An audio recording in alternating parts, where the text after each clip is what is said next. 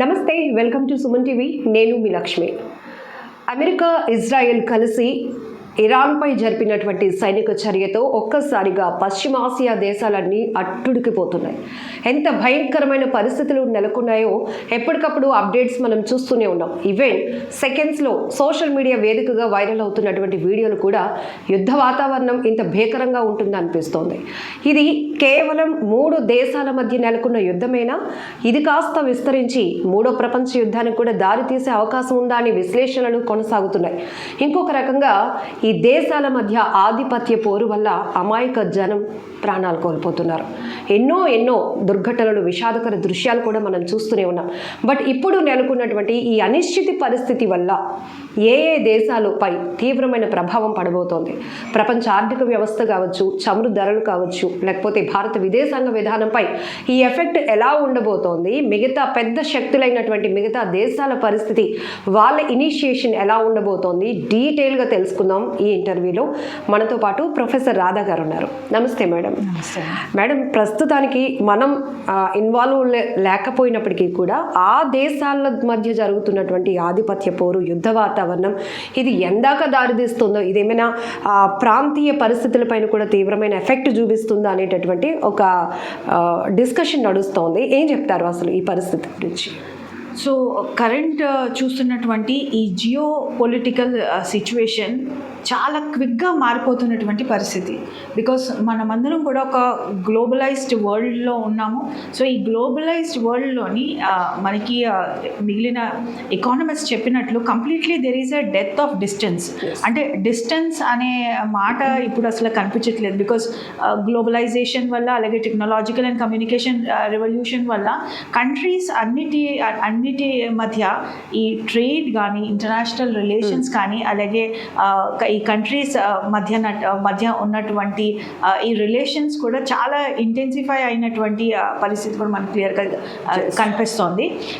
So కంప్లీట్గా అంటారు కదా, geography has become a word of హిస్టరీగా మనకు కనిపిస్తుంది.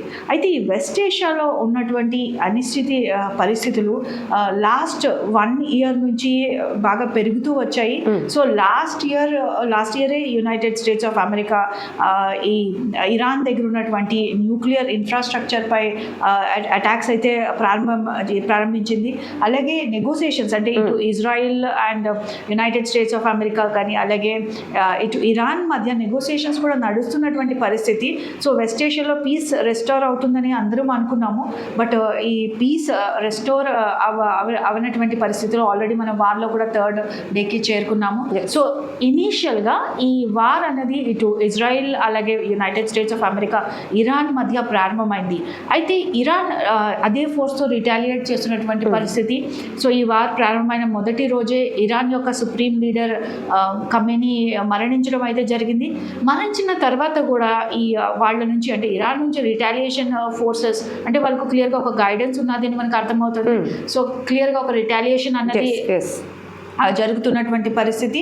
అలాగే ఇనీషియల్గా ఈ రిటాలియేషన్ చూస్తే వెస్ట్ ఏషియాలో, అంటే ఇటు ఇరాక్తో పాటు వెస్ట్ ఏషియాలో ఉన్నటువంటి మిగిలిన ఈ గల్ఫ్ కంట్రీస్ ఎక్కడైతే అమెరికన్ యొక్క ఎసెట్స్ ఉన్నాయో, అమెరికా ఎయిర్ బేసెస్ ఉన్నాయో, సో ఇలాంటి ఎసెట్స్ పైన, అమెరికన్ ఎయిర్ బేసెస్ పైన ఇనీషియల్గా వీళ్ళ అటాక్స్ అయితే జరిగాయి. అయితే ఇప్పుడు చూస్తే ఇన్ఫ్యాక్ట్ ఫ్రెంచ్ కానీ, అలాగే జర్మన్ ఎసెట్స్ పైన కూడా ఈ అటాక్స్ జరుగుతున్నాయి. అలాగే ఒమన్ పైన కూడా, ఒమన్ మీడియేషన్ చేస్తుంది. ఇటు యుఎస్ అండ్ ఇజ్రాయిల్, ఇరాన్ మధ్యన మీడియేషన్ చేస్తుంది.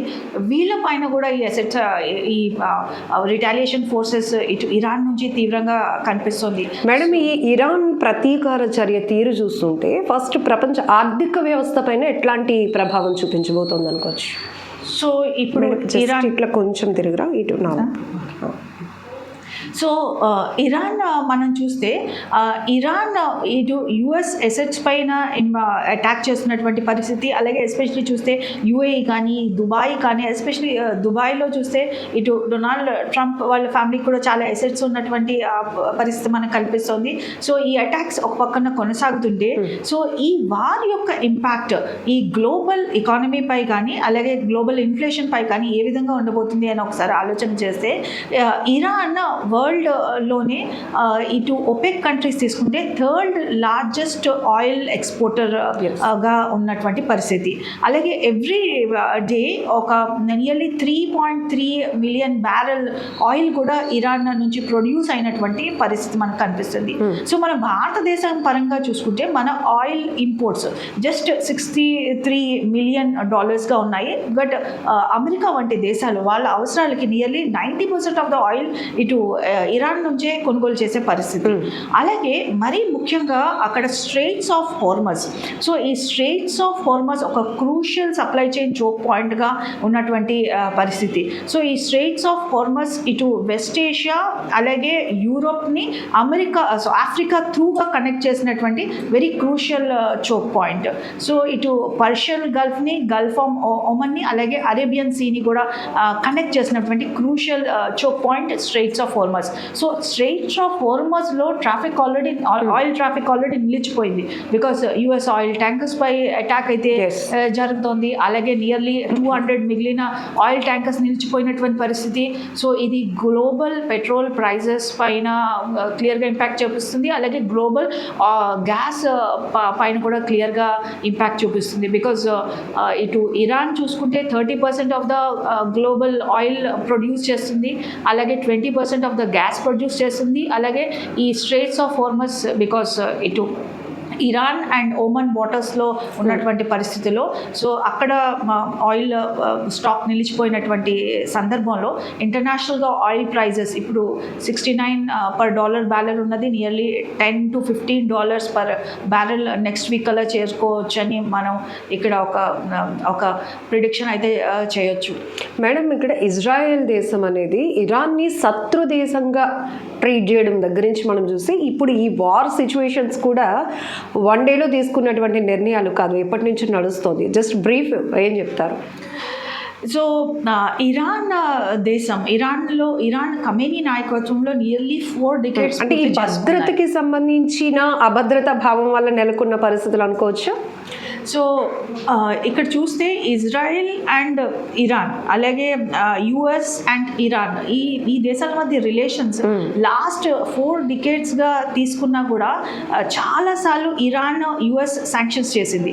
1981 నుంచి ఈ శాంక్షన్స్ డిఫరెంట్ టైం పీరియడ్స్లో కొన్ని సంవత్సరాలు ఒక 5-year టైం పీరియడ్ ఈ శాంక్షన్ విధిస్తే అది కంటిన్యూ అవుతున్నటువంటి పరిస్థితి. 81లో మొదటిసారి శాంక్షన్స్ చేశారు బికాస్ ఇరాన్లో ఉన్నటువంటి యుఎస్ ఎంబసీపై టెహరాన్లో ఉన్నటువంటి యుఎస్ ఎంబసీపై కొద్దిమంది అటాక్ చేసినటువంటి పరిస్థితుల్లో ఈ శాంక్షన్స్ అనేవి మొదలయ్యాయి. అయితే ఈ శాంక్షన్స్ తర్వాత 1986లో మరొకసారి శాంక్షన్ చేశారు. 2006లో కూడా ఈ న్యూక్లియర్ యురేనియం పొజెస్ చేస్తుంది అన్న అంశంతో కూడా శాంక్షన్స్ విధించారు. సో ఇరాన్ కంటిన్యూస్గా శాంక్షన్స్కి అమెరికా నుంచి గురి అవుతున్నటువంటి పరిస్థితి. అలాగే ఇజ్రాయిల్ కూడా తమ పక్కనే ఉన్నటువంటి ఇరాన్ దగ్గర ఒక న్యూక్లియర్ వెపన్స్ కానీ అలాగే యురేనియం పొజిషన్లో ఉండడం కూడా వాళ్ళ దేశానికి ముప్పు అనే భావన కూడా ఉంది. అయితే ఇది దేనికైనా సమాధానం వార్ కాదని ఇక్కడ నా ఆలోచన. బికాజ్ ఇది ఆల్రెడీ నెగోసియేషన్స్ జరుగుతున్నటువంటి పరిస్థితిలో ఈ నెగోసియేషన్స్ ఒక పీస్ టాక్స్. బికాజ్ దీనికి ఒక మంచి ఎగ్జాంపుల్ మన భారతదేశం అనే చెప్పాలి. మనం పాకిస్తాన్తో మనకున్నటువంటి చాలా అంశాలని చాలా ఓర్పుతో మనం పరిష్కరించుకోవడం కూడా క్లియర్గా చూసాం. సో మనం తీసుకున్నటువంటి సర్జికల్ స్ట్రైక్స్ అనే అంశం కానీ పహల్గామ్ తర్వాత మన భారతదేశం తీసుకున్నటువంటి చర్యలు కూడా ఇక్కడ దీనికి ఒక చక్కని ఉదాహరణగా చెప్పొచ్చు. బట్ ప్రొలాంగ్డ్ వార్ ఇది ఎవరికి అంత మంచిది కాదనే ఆలోచన. ఎస్ మ్యామ్, అంటే ఇక్కడ ఇరాన్ అనేది ఇటు టెక్నికల్గా సాంకేతికంగా కావచ్చు అణుశక్తి కలిగినటువంటి దేశంగా ఎదగటం వల్ల కూడా మిగతా దేశాలు కాస్త భయపడే పరిస్థితి, అభద్రతా భావంలోనికి వెళ్ళే పరిస్థితులు ఉన్నాయనుకోవచ్చు. ముఖ్యమైన కారణం దీనిగానే అంటే ఈ వార్ ప్రారంభించడానికి ముందు 2 ఆబ్జెక్టివ్స్తో అమెరికా వార్ ప్రారంభించిందని మనం ఒక ఆలోచన చేయొచ్చు. సో మొదటి ఆబ్జెక్టివ్ ఇరాన్లో క్లియర్గా ఒక రెజీమ్ చేంజ్ అన్నది అమెరికా ఆలోచనగా మనం ఇక్కడ చెప్పొచ్చు. రెండవ ఆబ్జెక్టివ్ ఇరాన్లో ఉన్నటువంటి న్యూక్లియర్ ఇన్ఫ్రాస్ట్రక్చర్, ఇరాన్లో ఉన్నటువంటి ఇటు టెహరాన్లో కానీ, నతాన్స్లో కానీ, అలాగే ఫరాహాలో కానీ ఉన్నటువంటి ఈ న్యూక్లియర్ పొజిషన్ ఎక్కడైతే ఉందో, యురేనియం పొజిషన్స్ ఎక్కడైతే ఉందో, సో వీటిపైన అటాక్ కూడా ఒక ఆబ్జెక్టివ్గా మనం ఇక్కడ చెప్పుకోవాలి. సో ఈ ఆబ్జెక్టివ్తో ప్రారంభమైంది. అయితే మొదటి రోజే ఇరాన్ యొక్క సుప్రీం లీడర్ ఖమేనీ మరణించడం అయితే జరిగింది. అయితే ఆ తర్వాత కూడా రిటాలియేషన్ ఫోర్సెస్ ఇరాన్ నుంచి అదే విధంగా వస్తున్నటువంటి పరిస్థితి, డ్రోన్స్ అయితేనేమి కానీ, అలాగే ఇరాన్ దగ్గర కూడా ఈ న్యూక్లియర్ పవర్ పొజిషన్ కంప్లీట్గా కాకపోయినా సరే మోర్ సోఫిస్టికేటెడ్ మిసైల్స్ ఉన్నాయి. సో నార్మల్ బ్యాలిస్టిక్ మిసైల్స్ కానీ, మిడిల్ రేంజ్ బ్యాలిస్టిక్ మిసైల్స్ కానీ కలిగి ఉన్నటువంటి పరిస్థితిలో రిటాలియేషన్ అదే ఫోర్స్ఫుల్గా మనకు క్లియర్గా కనిపిస్తుంది. ఎయిర్ బేస్లు ఎక్కువ సైనిక స్థావరాలపైన టార్గెట్ చేస్తున్నాయి. సో దీన్ని ఎలా చూడొచ్చు అంటారు? ఎస్పెషలీ ఇరాన్ ముఖ్యంగా ఫాలో అయినటువంటి స్ట్రాటజీ ఏదైతే ఉందో, సో ఇటు ఇజ్రాయెల్ పై అటాక్స్ అలాగే కొనసాగుతున్నాయి, ఇరాక్ పై అటాక్స్ కొనసాగుతున్నాయి. ఎస్పెషలీ ఈ గల్ఫ్ కోఆపరేషన్ కౌన్సిల్ దేశాలు ఏవైతే ఉన్నాయో, ఇటు కువైట్ కానీ, బహ్రెయిన్ కానీ, ఒమాన్ కానీ, ఖతర్ కానీ, సౌదీ అరేబియా కానీ, సో గల్ఫ్ కోఆపరేషన్ కౌన్సిల్ దేశాలు ఏవైతే అమెరికాతో కొంత ఫ్రెండ్లీ రిలేషన్స్ కలిగి ఉన్నాయో, అమెరికా ఎక్కడైతే తమ ఎయిర్ బేసెస్ని కానీ, ఎసెట్స్ కానీ ఏర్పాటు చేసుకుందో, సో వీటిపైన అయితే అటాక్ అయితే మనకు ఇక్కడ క్లియర్గా కనిపించింది. సో ఇప్పుడు అమెరికన్ ఎయిర్ బేసెస్ నుంచి మనకు అందుతున్నటువంటి సమాచారంతో ఇటు ఫ్రెంచ్ ఎయిర్ బేసెస్గా అలాగే జర్మనీ ఎయిర్ బేసెస్ని అటాక్ చేస్తున్నారు. మీడియేషన్ చేసినటువంటి ఒమన్ యొక్క ఎసెట్స్ పై కూడా అటాక్ చేసినటువంటి పరిస్థితుల్లో ఇటు గల్ఫ్ కంట్రీస్ నుంచి కూడా ఈరోజు వార్నింగ్ సిగ్నల్స్ వచ్చాయి. సో ఇదే విధంగా ఇరాన్ కానీ కొనసాగితే వాళ్ళ నుంచి కూడా అటాక్స్ ప్రారంభమవుతాయి అని ఒక వార్నింగ్ సిగ్నల్ అయితే గల్ఫ్ దేశాల నుంచి కనిపిస్తున్నటువంటి పక్షంలో వార్ మరింత పెద్దదవుతుందని అనుమానం కూడా కలుగుతుంది. ఇప్పుడు మన గల్ఫ్ కంట్రీస్లో కావచ్చు, ఇరాన్లో ఉన్నటువంటి మన భారతీయుల గురించి ముందు మనం వరి అయ్యాం. ఫస్ట్ ఏంటి ఆ పరిస్థితులు, టీవీలో సోషల్ మీడియాలో షేర్ అవుతున్నటువంటి వీడియోస్ చూస్తే, అలానే చదువుకోవడానికి వెళ్ళిన వాళ్ళు, ఉద్యోగాలు చేస్తున్న వాళ్ళ పరిస్థితి ఏంటి అనేది. సో ఈ సిస్టమ్ అంతటిని ఇప్పుడు చూసిన తర్వాత మన ఇండియన్ ఎంబసీ విధానంలో ఎట్లాంటి మార్పులు కానీ, ఎలాంటి సిస్టమ్ చేంజెస్ వస్తే బాగుంటుందని యాజ్ ఎ ప్రొఫెసర్గా మీరు ఎక్స్పెక్ట్ చేస్తున్నారు? మన ఎంబసీ కానీ, మన మినిస్ట్రీ ఆఫ్ ఎక్స్టర్నల్ అఫైర్స్ కానీ ఎప్పుడు కూడా మన ప్రజలు అంటే మన ఇండియన్ సిటిజన్స్ ఎక్కడున్నా కూడా వాళ్ళని క్షేమంగా తేవడంలో మనం చాలా చూసాం, చాలా ఎగ్జాంపుల్స్ చూసాం. ఇటు ఉక్రెయిన్ వార్ సమయంలో కానీ, అలాగే ఇటు మనం చూసినటువంటి ఈ పాలస్తీనా అండ్ ఇజ్రాయిల్ వార్ సమయంలో కానీ, అలాగే వెస్ట్ ఏషియాలో ఎప్పుడైనా అలజడి వాతావరణం ఉన్నప్పుడు పరిస్థితిలో కానీ క్లియర్గా మన ఎంబసీ ఆల్వేస్ ముందు ఉంటుంది మన ప్రజలను రక్షించడంలో, అలాగే మన ఇండియన్ సిటిజన్స్ని సేఫ్గా ఇండియాకు చేర్చడంలో. సో ఇప్పుడు కూడా కావాల్సినటువంటి రెగ్యులేషన్స్, కావాల్సినటువంటి ప్రోటోకాల్ అంతా క్లియర్గా జారీ చేసినటువంటి పరిస్థితి కూడా మనకు కనిపిస్తుంది. సో ఈ వార్ మరికొద్ది రోజుల్లోనే పూర్తవుతుందని మనం ఒక అసభావంతో ముందున్నాము. సో అలాగే అక్కడ ఉన్నటువంటి అంటే ప్రతి దేశంలో ఉన్నటువంటి ఎంబసీతోని మన పీపుల్ ఎక్కడైనా ఉన్నా సరే వాళ్ళందరూ టచ్లో ఉండాల్సినటువంటి అవసరం మనకు క్లియర్గా కనిపిస్తుంది. అలాగే ఎంబసీ నుంచి, అలాగే అక్కడ ఎంబసీ ఆఫీసర్స్ నుంచి వచ్చినటువంటి సమాచారం మాత్రమే నమ్మాలి. అందరూ కూడా చాలా ధైర్యంగా ఉండాల్సినటువంటి పరిస్థితి మనకు క్లియర్గా, సేఫ్గా ఉండాల్సినటువంటి పరిస్థితి క్లియర్గా కనిపిస్తుంది. అలాగే క్లియర్గా టైం టు టైం మన ఎంబసీస్ ఏమైతే మనకి ప్రోటోకాల్ జారీ చేస్తారో వాటి అనుగుణంగానే మనం నడుచుకోవాలి. అలాగే వాళ్ళు సేఫ్గా ఉండాలి, అలాగే వాళ్ళ చుట్టుపక్కల ఉన్నటువంటి పీపుల్ అందరినీ, అలాగే వాళ్ళ ఫ్యామిలీ మెంబర్స్, ఫ్రెండ్స్ అందరినీ కూడా సేఫ్గా ఉంచే బాధ్యత ముందుంటుంది. బికాస్ మనకు ఇటు ఇరాన్ కూడా ఫ్రెండ్లీ దేశం, అలాగే మనకి ఇజ్రాయెల్తో కూడా చాలా మంచి సంబంధాలు ఉన్నాయి. బికాజ్ ఇరాన్ కూడా భారత్ని ఇప్పటివరకు ఒక ఫ్రెండ్లీగా చూస్తుంది. Because Bharat and Iran culture, మన ఇరానీ టీ కానీ, అలాగే ఇరానియన్ కల్చర్ కానీ చాలామంది మన దేశంలో కూడా ఇరానియన్ స్టూడెంట్స్ వచ్చి చదువుకుంటున్నటువంటి పక్షంలో, సో ఇరాన్ మనకి ఒక ఫ్రెండ్లీ దేశం, అలాగే ఇటు ఇజ్రాయెల్ కూడా మనతో మంచి సంబంధాలు కలిగి ఉన్నాయి. కాబట్టి మన ప్రజలు ఎక్కడున్నా కూడా, వెస్ట్ ఏషియాలో ఎక్కడున్నా కూడా వాళ్ళు సురక్షితంగా ఉంటారు. అలాగే మన మినిస్ట్రీ ఆఫ్ ఎక్స్టర్నల్ అఫైర్స్ కూడా వాళ్ళను క్లియర్గా ప్రోటోకాల్తో రీచ్ అవుతుంది. అలాగే వాళ్ళు ఇచ్చిన ఇన్స్ట్రక్షన్స్ ఫాలో అవ్వాల్సినటువంటి అవసరం కూడా మనకు క్లియర్గా 100% ట్రూ. ఎందుకంటే ప్రపంచ దేశాలతో ఇండియా ఎప్పుడు స్నేహపూర్వక వాతావరణంతోనే వెళ్తూ ఉంటుంది. ఇవన్నీ కూడా ఆ థీమ్ ఇప్పుడు అందరూ చర్చించుకునేటటువంటి పరిస్థితి. ఏం చెప్తారు మ్యామ్? ఎస్పెషలీ ఉక్రెయిన్ వార్ జరిగినటువంటి సమయంలో కూడా మన ప్రజలు చాలామంది, మన స్టూడెంట్స్ అక్కడ మెడిసిన్ చదవడానికి ఉక్రెయిన్ వెళ్ళి అక్కడ చిక్కుకుపోయినటువంటి సమయంలో కూడా వాళ్ళందరినీ కూడా సురక్షితంగా బయటికి తెచ్చాం. అయితే ఇక్కడ చెప్పుకోవాల్సింది, పాకిస్తాన్ స్టూడెంట్స్ కూడా మన భారత ఫ్లాగ్ పెట్టుకుని వాళ్ళు కూడా వాళ్ళు సురక్షితంగా బయటికి వచ్చినటువంటి పరిస్థితి కూడా మనం చూసాము, మన వార్తల్లో విన్నాం కూడా. కాబట్టి మన ఇండియన్స్ ఎక్కడున్నా కూడా మన ఐడి కార్డ్స్ కానీ మన ఐడెంటిటీ కూడా మన సేఫ్గా ఉంచుతుందని మనం అర్థం చేసుకోవచ్చు.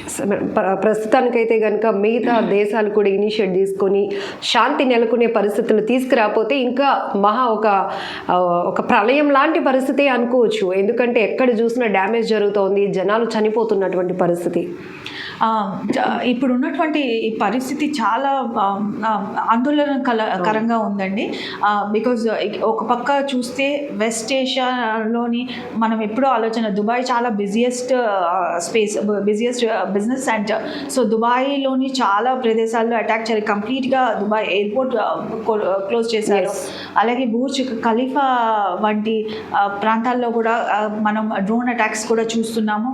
సో అలాగే ఈరోజు జరిగినటువంటి ఇరాన్ యొక్క సుప్రీం లీడర్స్, ఇవాళ జరిగినటువంటి అటాక్స్లో కూడా ఇరాన్ యొక్క సుప్రీం లీడర్స్ కూడా మరణించినటువంటి వార్తలు కూడా మనకు క్లియర్గా అందుతున్నటువంటి పరిస్థితి.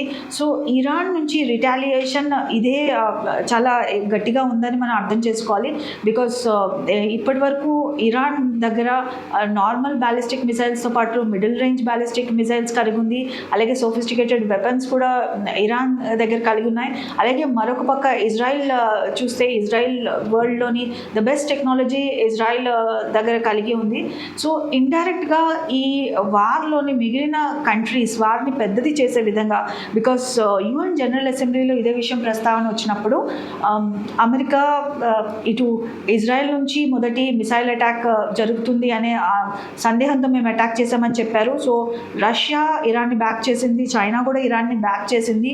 సో ఇండైరెక్ట్గా ఇటు Russia and China support and దీనిలోని నార్త్ కొరియా వంటి దేశాలు కూడా వచ్చినటువంటి పరిస్థితిలో, అలాగే మిగిలిన గల్ఫ్ దేశాలు కూడా ఈ వార్లో ఇంటర్ఫియర్ అయినటువంటి పరిస్థితిలో ఫ్యూచర్ మరింత ఆందోళనకరంగా ఉంటుంది అని అనుమానం కూడా ఇక్కడ వ్యక్తం అవుతుంది. కాబట్టి ఇమీడియట్గా పీస్ రెస్టోర్ చేయాల్సినటువంటి అవసరం ఉంది.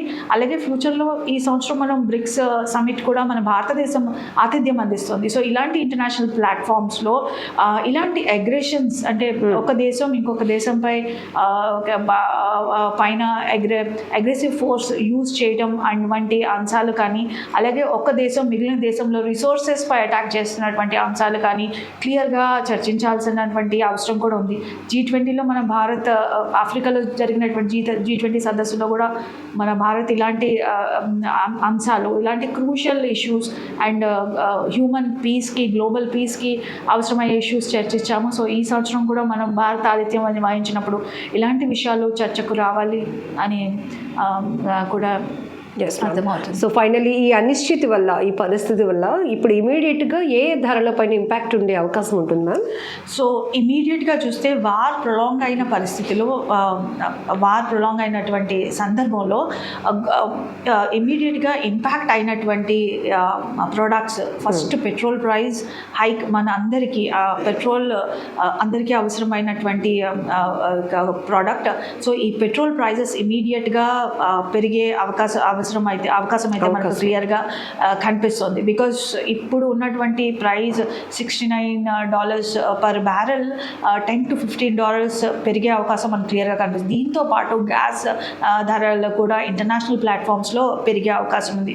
బికాస్ ఇరాన్ నుంచి gas 20% of the gas world ప్రొడక్షన్లో 20% ఆఫ్ ద గ్యాస్ ఇరాన్ నుంచి వెళ్ళే పరిస్థితిలో, అలాగే స్ట్రెయిట్స్ ఆఫ్ హార్మజ్ వంటి క్రూషియల్ చోక్ పాయింట్స్ పాయింట్స్ కూడా ఎఫెక్ట్ అయినటువంటి పరిస్థితిలో సో ఇంటర్నేషనల్గా గ్యాస్ అండ్ పెట్రోల్ ప్రైజెస్ పెరుగుతాయి.